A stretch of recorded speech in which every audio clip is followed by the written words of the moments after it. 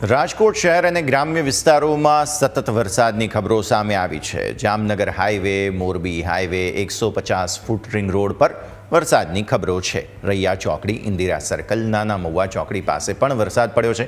ગોંડલ ચોકડી સહિતના વિસ્તારોમાં પણ વરસાદની ખબરો સામે આવી છે।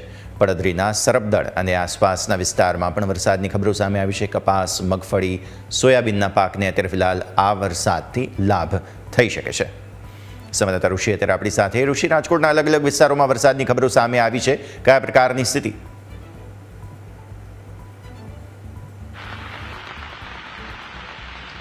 હાલ અત્યારે રાજકોટ શહેરમાં આજે વહેલી સવારથી વરસાદ વરસી રહ્યો છે। હું સૌપ્રથમ તમને દ્રશ્ય બતાવવા માંગીશ। રાજકોટના રેસકોર્સ રિંગ રોડના દ્રશ્ય છે। રાજકોટની વાત કરવામાં આવે તો રાજકોટના Yagnik road, racecourse ring road સાથે રૈયા ચોકડી તેમજ મવડી વિસ્તાર અને રામનાથપરા વિસ્તારમાં અત્યારે પાણી ભરાવાની શરૂઆત થઈ ચૂકી છે। વર્ષોથી આ જે પ્રશ્ન છે તે પોપટપરાનું ગરનાળું, ત્યાં પણ અત્યારે વરસાદી પાણી ભરાવાની શરૂઆત થઈ ચૂકી છે। રાજકોટ શહેરમાં વરસાદ ખેંચાણો છે અને એ વરસાદ ખેંચાતા રાજકોટ શહેરનો અત્યારે આનંદની લાગણી પણ અનુભવી રહ્યા છે। ખેડૂતોને પણ અત્યારે ફાયદો થવાનો છે, કારણ કે વરસાદથી ખેડૂતો ખુશખુશાલ છે। કપાસ, સોયાબીન સહિતના પાકોમાં તેમને અનેક ગણો લાભ પણ થવાનો છે।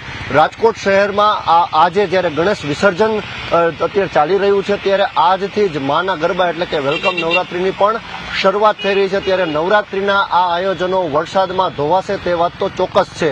રાજકોટ રંગીલું અને મોજીલું શહેર છે। ગરબાની ઉજવણી પણ એક મહિના સુધી તેઓ કરતા હોય છે, એટલે કે 15 દિવસ વેલકમ નવરાત્રી, 9 દિવસ નવરાત્રી અને બાદમાં 10 દિવસ બાય બાય નવરાત્રી। આ આયોજકો પણ અત્યારે તમામ વરસાદને કારણે ચિંતામાં છે, પરંતુ વરસાદ જરૂરી છે।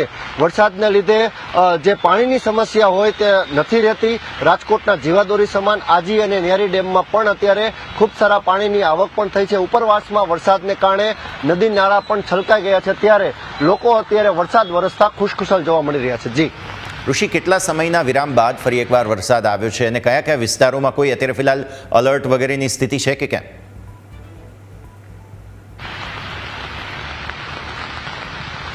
હાલ 8 દિવસના વિરામ બાદ અત્યારે ફરીથી વરસાદ શરૂ થઈ ગયો છે।